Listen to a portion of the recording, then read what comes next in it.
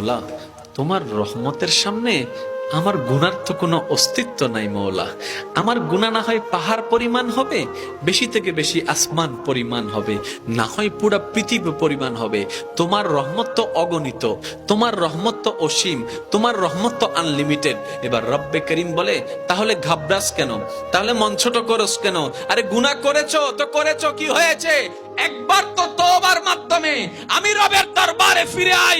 মৌলা, ফিরে আসতে পারবো তো? দরজা কি খোলা আছে? রব্বে করিম বলে, মরণের আগ পর্যন্ত, কিয়ামতের আগ পর্যন্ত, সূর্য পশ্চিম আকাশে ওঠার আগ পর্যন্ত দরজা খোলা আছে, দরজা খোলা আছে, দরজা খোলা আছে। এবার বান্দা বলে, মৌলা 24টা ঘন্টার কোন টাইমে আসলে সেই দরজা খোলা পাবো?